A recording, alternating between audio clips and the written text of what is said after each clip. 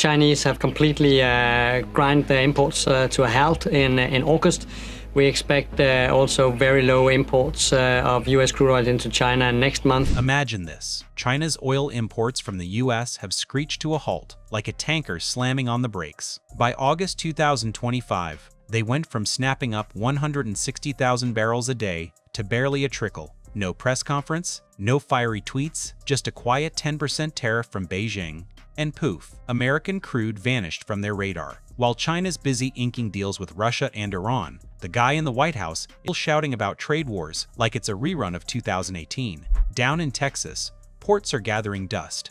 Pipelines are moving at a snail's pace, and the self-proclaimed dealmaker is too caught up bickering over Canadian lumber or wind farms to notice. He calls it strategy, the world calls it getting ghosted. The planet's top oil buyer just walked away, and America's left holding the bag, outplayed by its own playbook. Not long ago, those 160,000 barrels a day from the US to China kept things humming. It wasn't the biggest flow, but it was enough to justify pouring billions into Gulf Coast docks, pipelines, tankers lined up like cabs at a busy airport. Places like Houston and Corpus Christi were buzzing, built to feed Asia's appetite. Then, come February 2025, China drops a 10% tariff and the orders just stop. No bans, no big announcements, just a deafening quiet. Those bustling terminals are now half empty, with storage tanks sitting idle and pipelines pumping to nowhere. It's not sabotage, it's a calculated pivot. China didn't just say no thanks, they rewired their whole system to run without us.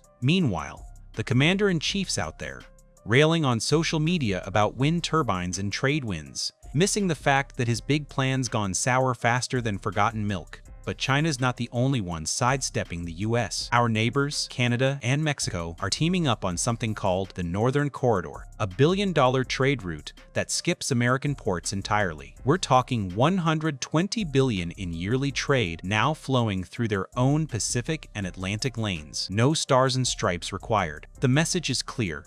Why deal with a middleman who's tossing up tariffs like confetti? The US used to be the go-to hub, the reliable pit stop for global trade. Now, our closest allies are linking up and tiptoeing around the guy yelling about renegotiating every deal. Nobody's slamming doors. They're just not bothering to knock anymore. This isn't just losing a customer, it's watching your reputation as a steady partner fray at the edges. And the kicker? The White House is too busy shouting into the void to notice the rooms already cleared out. So, what's China up to while America's left staring at empty docks? They didn't hit pause, they hit fast forward. By mid-2025, Beijing's locked in bigger contracts with Russia, Saudi Arabia, the UAE, and Iran.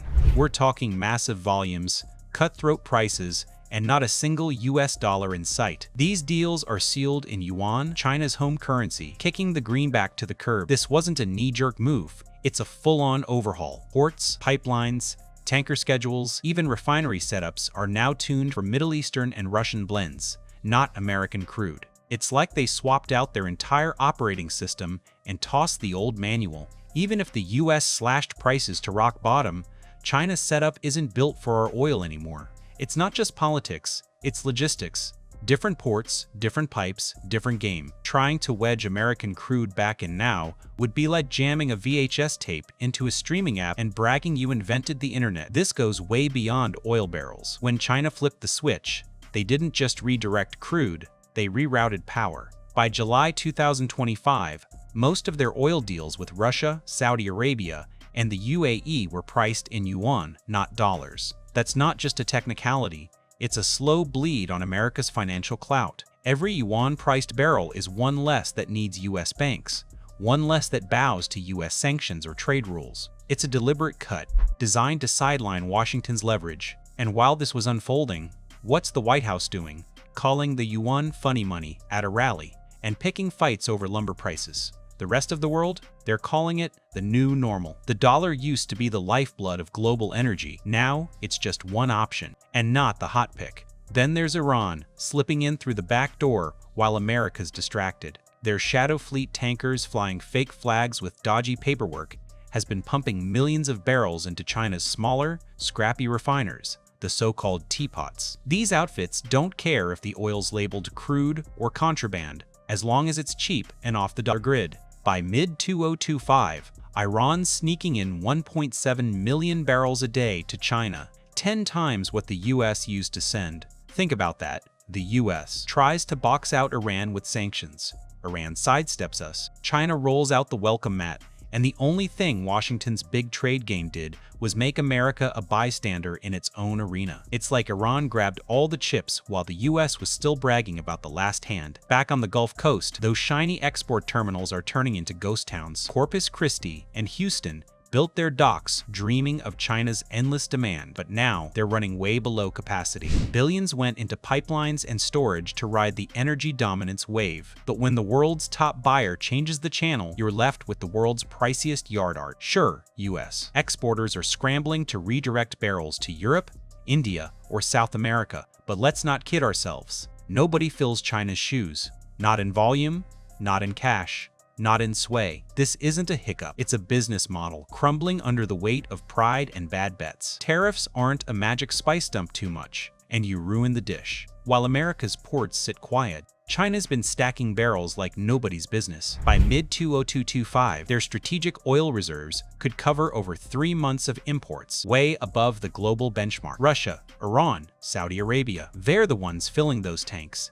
not exactly Team USA's biggest fans. This isn't just about prepping for a rainy day, it's a flex. With full reserves and Yuan-based deals, China can haggle prices, shrug off market jolts, and tune out US pressure without missing a beat. Meanwhile, Congress is still hemming and hawing over whether to top off our own reserves, assuming anyone remembers where the keys are. The White House keeps selling, mission accomplished, trade war edition, but the world's already flipped to a new script. This ripple's gone global, and it's picking up speed. India's now cozying up to Russia, locking in cheap crude with Yuan settlements, and dusting off old Soviet shipping routes to dodge choke points like the Strait of Hormuz. Southeast Asia, think Malaysia to Thailand, is tweaking its oil buys to mirror China's, favoring suppliers who don't demand dollars. Even Europe, still grabbing some US crude, is playing hardball, using the new competition to squeeze discounts and looser terms. This isn't a blip, it's a rewrite of the whole energy game. Pricing, alliances, shipping lanes. They're all shifting, and the US isn't calling the shots anymore. The guy who swore he'd make energy so dominant it'd make your head spin, he's still spinning, firing off posts about respect while the world signs deals without us. It's not just about oil, it's about who holds the reins. Power doesn't vanish in a blaze. It slips away in silence when folks stop needing you. China didn't kick the US to the curb, they just built a new setup with no slot for us. No grand exit, no fiery clash, just a world that rearranged itself. While America was busy tossing culture war grenades and shadowboxing on TV, even Canada, our next-door partner sharing the world's longest border, is quietly steering oil to Asia and Europe, citing trade instability from, you guessed it, more US tariffs. Reuters flagged that move in July 2025, and it stings. Nobody's storming off, they're just walking away. So here's the tally.